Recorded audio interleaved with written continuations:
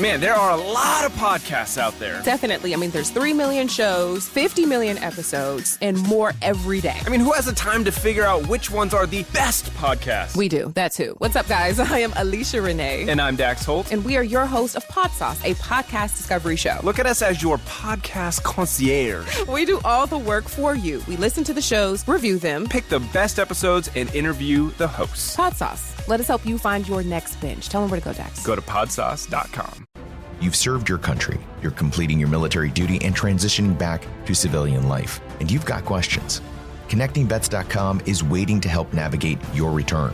Find out how to use your GI Bill for education, certifications for today's job market, transitional jobs, and more. ConnectingVets.com even helps the children and family of service members. You served your country with honor, and you deserve the benefits that come with service. Find job and education resources and much more at ConnectingVets.com. Local people, local stories. This is the WBBM All Local from News Radio 780 and 105.9 FM. For a fifth day, the village of Dixmoor is dealing with a water issue. The village president has declared an emergency. Restaurants are closed and so are the schools. WBBM's Mike Krauser with the story. Garrett, sounds like you got a real mess on your hands here. It's a big mess. The village president, Fitzgerald Roberts, standing near a pallet of bottled water here outside the village hall. Residents occasionally come to pick some up. It's just very tiring. Roberts put out a press release saying, "We need help. We need someone who can help us find this problem." Dixmoor gets its water from Harvey. There was a water main break there that has since been fixed. And at this point, you don't know what's causing it. At this point, no. Roberts said the water superintendent told him in the course of fixing the break, someone, in his words, messed with a valve on Harvey's side, and that's believed to have caused what's known as a hammer effect. When the valve was reopened, there may have been breaks down the line at the weakest points. His plea for help has been answered. Many are working on this. That's the latest on the water situation in Dixmoor. There's a break in the cold case murder of a woman nearly 30 years after her death. Police say they'll share details next week, but WBBM's Rachel Pearson reports on what we know at this moment. 35-year-old Helen Cardwell was sexually assaulted and strangled at the Leaning Tower YMCA in Niles in 1992. 29 years later, police have arrested 72-year-old Richard Sisto, who is now charged with first-degree murder. Sisto is currently being held on a $1 million bond at a jail in Texas. Niles Deputy Chief Nick Zakula says it's not clear when he'll be extradited to Illinois. Few details have been released about what led to the arrest, but police plan to hold a press conference to discuss the case next week. Rachel Pearson, News Radio 105.9 WBBM. A court order currently in effect says the Chicago Police Union president cannot encourage its members to defy the vaccine mandate. Now, the city of Chicago is asking for an extension of that order. The hearing on Zoom featured what seemed to be shaping up as a short speech by Fraternal Order of Police attorney Joel D'Alba. Addressing Chicago Corporation Counsel Celia Meza directly, D'Alba said, "I want to make this statement. You have a police department in chaos." As D'Alba paused, Cook County Judge Cecilia Horan said, Okay, listen, I don't want to start this. And the judge encouraged a direct conversation later. Judge Horan is the one who issued a temporary restraining order on FOP President John Catanzara last week. The union had asked her to recuse herself from the vaccine mandate case, saying there was a conflict of interest with her old law firm, but Judge Horan declined to step aside. Steve Miller, News Radio 105.9 WBBM. Former Chicago Mayor Rahm Emanuel told senators on the Hill today that while he did nothing improper, he still fell short in his handling of the fatal police shooting of black teenager Laquan McDonald. During his confirmation hearing to become U.S. ambassador to Japan, the former mayor noted that the hearing was taking place on the 7th anniversary of McDonald's death. He had all the promise ahead of him, and a police officer took his life, killed him. I said then, I'm the mayor, and I'm responsible and accountable for fixing this so this never happens again. Local pediatrician says our healthcare system should be able to start administering COVID vaccines to kids between 5 and 11 years old within a day or two of FDA approval.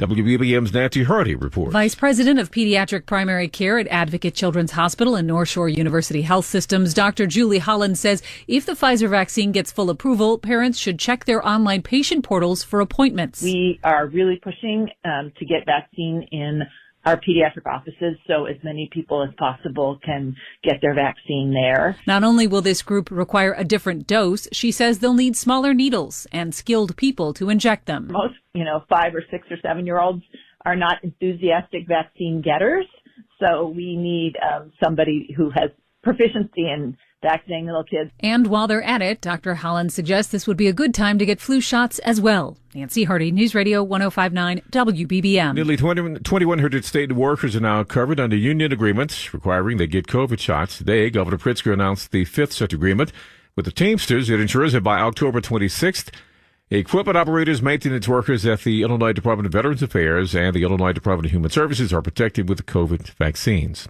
A 4-year-old Valparaiso girl could be leaving the hospital soon after a successful heart transplant. After undergoing 6 open-heart surgeries and waiting 10 months, Adeline Joy Hughes has a new heart.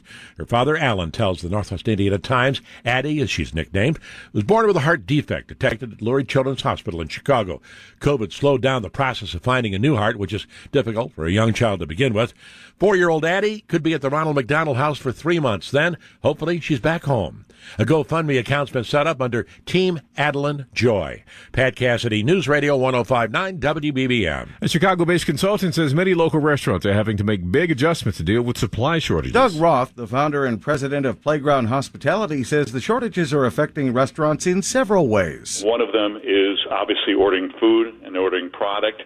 At this point, they're making menu changes in order to accommodate some of the shortages. He says there's also a shortage of restaurant equipment, which could be especially difficult for new eateries.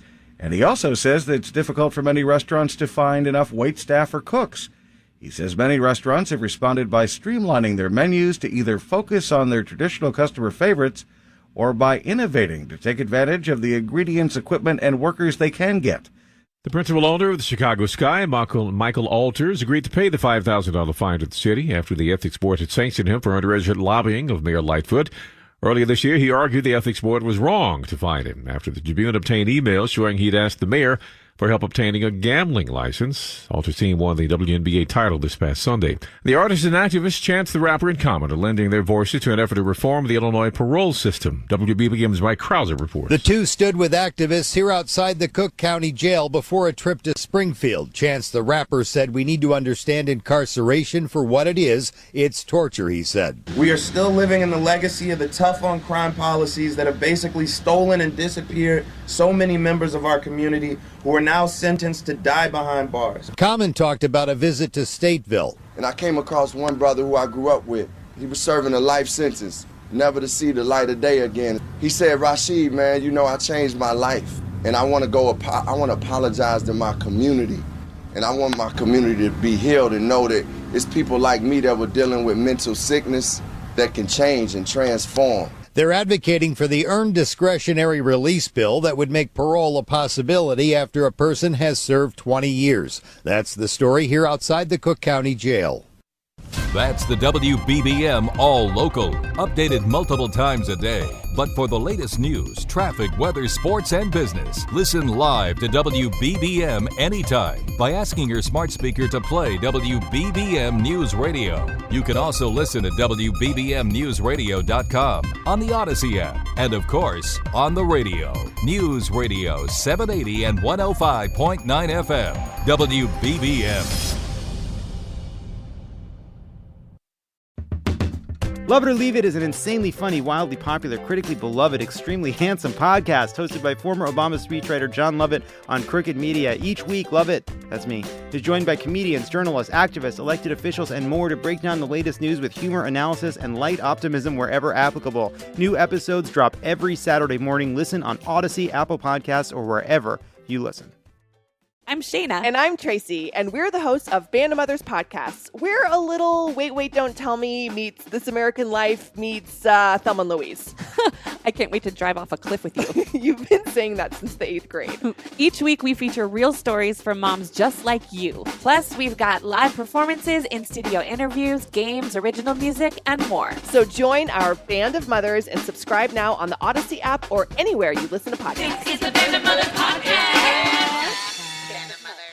New to CuriosityStream. Nobody thought Star Wars was going to be the phenomenon that it became. Facebook changed almost everything. They shot at the Queen. Who does that? Relive the standout years that changed everything on the new series, The Year That Rocked the World. Plus, for food, for love, for survival, brawlers of the animal kingdom settle their differences the old-fashioned way on Nature's Fight Club. Watch now on CuriosityStream. Annual plans are just $20. Visit CuriosityStream.com.